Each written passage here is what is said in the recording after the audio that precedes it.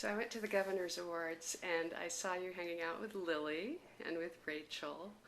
And I was thinking about the wonderful group of older women who are coming up this year. We have Charlotte Rampling and Maggie Smith Helen and Mirren. Blythe Danner, right?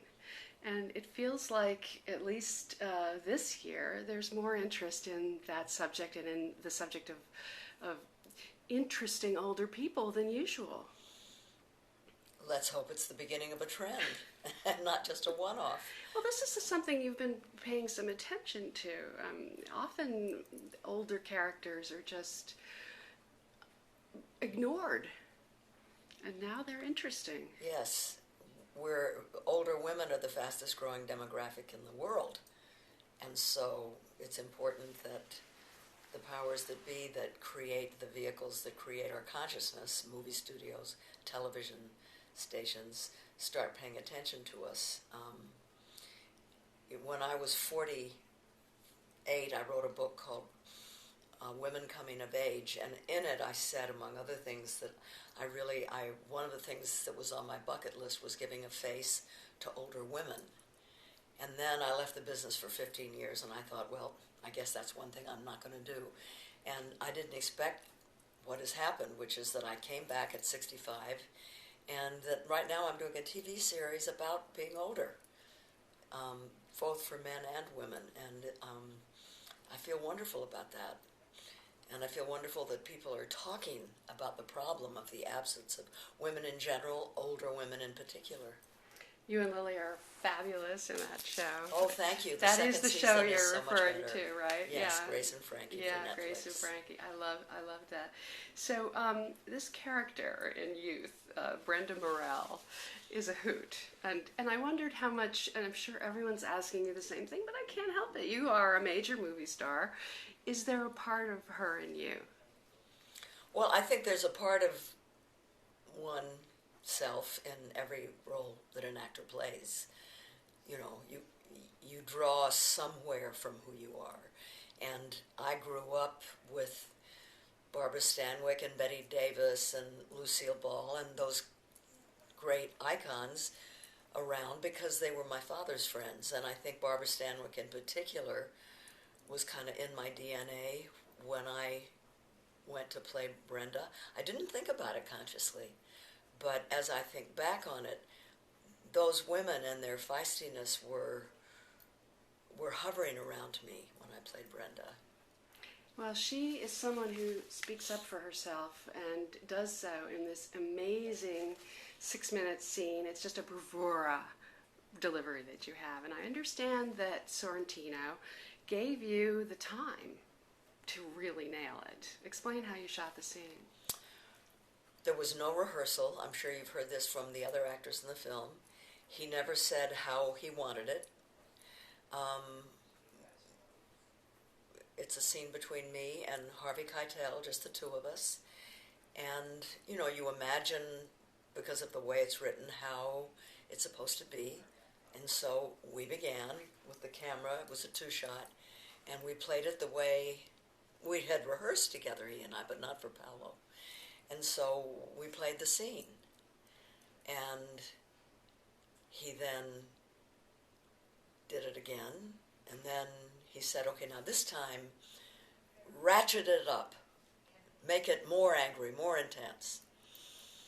And then we did that, and then he'd say, okay, now make it much more sotto voce. He was like a conductor. And so he had us doing it many, many different ways. As he moved the camera around over the shoulder, from across the ballroom, and all different angles, he would have us do it in many different ways, and then he edited it together the way he saw fit. And what did you think of it when you saw it?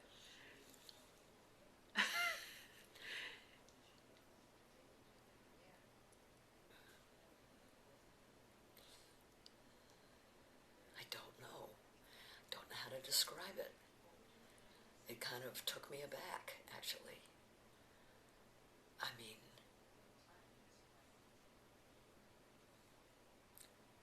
I was a little bit surprised by it, frankly, because he he used some of the sotto voce, and then he used some of the most heated, and kind of put them together. That's interesting. But he's the maestro, so Well, I bow to him. well, to compare him to some of the other directors, where does he fall in the pantheon? Well, his visions are different than anybody I have ever worked with. Maybe it's something in the water of Italy that brings the Fellinis and the Antonionis and the Paolo Sorrentinos to the surface. This surrealism, this kind of dreamy quality to it. And all his movies, Il Divo, which is my favorite, and The Great Beauty, for which he won an Oscar, and this one, they're all about very different things with very different textures, but they all have a dreamy quality to them, that kind of surrealism that Fellini and Antonioni had. That's what I find, that's what I wanted to work with. I've never worked with a director like that before. And it all has to do with how he edits and what he chooses to film. So when you're there as the actor on the day, in the moment, you don't feel, wow, this is really dreamy and surrealistic. Although I must say, when he took his camera all the way down to the other end of the ballroom and filmed us, you could hardly see us at the other end with a ping pong table between us, I thought, well, that's different. But it's not until you see the whole thing put together that you realize it's got a different flavor, it's got a different tempo than any other film that I've ever done with any other director. Fred Zinnemann, who directed me in Julia, we never rehearsed, hardly at all, and he gave very little direction. Hal Ashby gave very, very little direction. He directed me in Coming Home, but he would do 40 takes and print them all. And this was film. It was expensive. I was one of the producers. And so he came from the world of editing, and so he would create his movie by sculpting it with all the moments from all the different prints that he'd made. Each one is different. That's what's so great about being an actor. You're a puppet, and the puppeteers are all different, and they move you in a different way, and you get sore in different emotional muscles, and I like that. But I've never worked with anyone like Paolo before. So is there a part of you that misses 35 millimeter filmmaking in this digital world that we're in? Or have you just adapted to it? There's a lot of advantages to digital. It's much easier to sort of say, let me just do that line over again.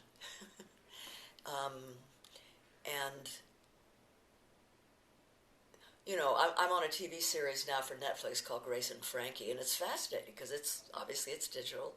And so the rushes, the dailies that you see the next day, which I watch, a lot of actors don't, but I watch, there's a lot of them because you can kind of just let it go on and on and on. And you get, it's a lot of stuff that you watch when you want to catch up on what was done the day before.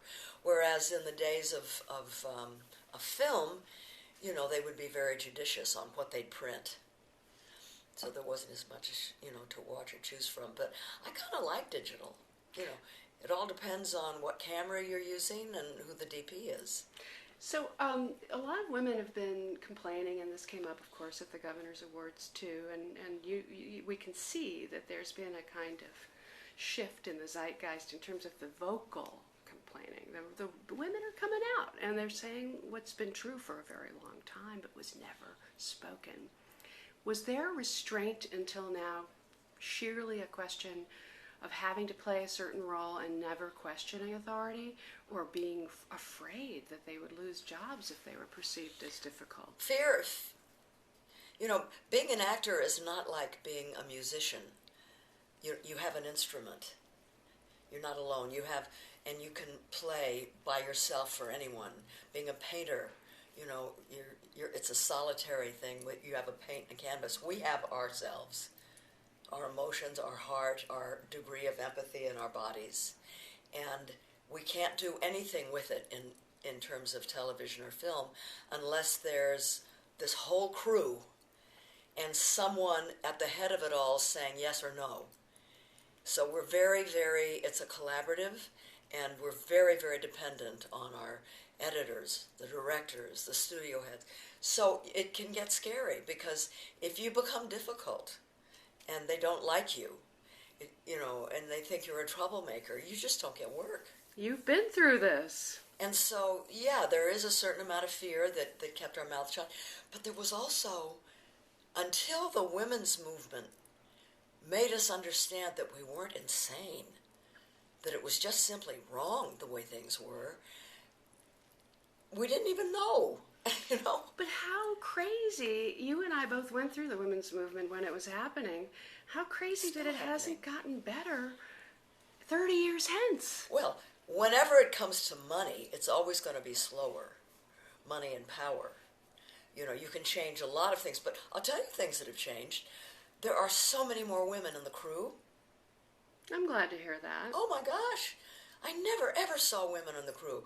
Half of our crew is women on Grace and Frankie, and next season half of our directors are going to be women. More true in television than film. Much more true, and in documentaries. Why? Because they're not as expensive. Correct.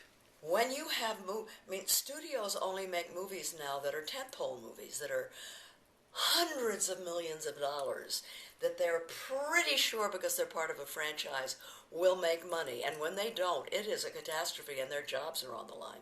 So what do we do when we're in a scary and secure place? We go to what's familiar. They're all white male, for the most part. They go to white male to... But even the women do, too. And what's interesting is you can have a woman who's directed a high-budget movie, and then you can have a man who never has, and he'll be the one that'll be hired to direct a big tentpole franchise, because that makes them feel comfortable. And the only way to change the studio part is to shame them into changing it.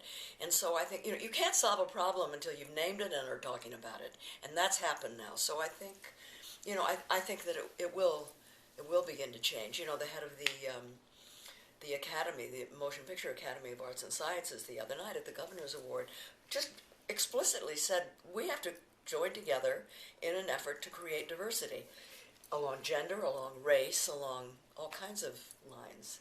Well, you were an early pioneer in being vocal about having to produce your own movies in order to get the roles you wanted to play. Well, that makes me laugh. Successful as a result. That makes me laugh, because there was a whole generation before me of women who produced their own movies and ran studios.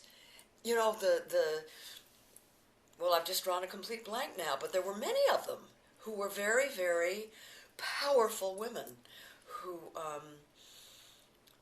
produced, and then it tapered off when the studio system ended. And I was one of the first to come back, because I had a very specific reason for wanting to make movies. There were things, it was the 60s and 70s. You had things you wanted to say. I had things that I wanted to say, and I didn't want to make the kind of movies that people were offering me anymore, so I thought, well, I'll just create my own. And I got a partner, Bruce Gilbert, to do it with me, and a lot of them were very successful. And some of them I did it, Coming Home, that was with Jerry Hellman. China Syndrome, that was with Michael Douglas. 9 to 5, that was just me and Bruce. A lot of ripped from the headlines stuff. Yeah. That was good. And it worked, because we realized, we're sending a message, so we have to couch it in a genre. Coming Home was a love story. China Syndrome was a thriller. 9 to 5 was a comedy. So that even if you didn't agree with what the message was, you'd want to see it, just because it was a good movie within that genre. I think the thing that makes me crazy is even, not hiring women directors or whatever, that whole issue I understand, we've discussed, but even the content, when you have the statistics showing how many of these films have always done well. Mm-hmm. It's as if Bridesmaids comes out and it's like, oh look, this movie made money. It should not be a surprise. Yeah, right. The statistics are there. I'm optimistic. I'm glad to hear it. Yes. Thank you. I hope I'm around to see it. You will be.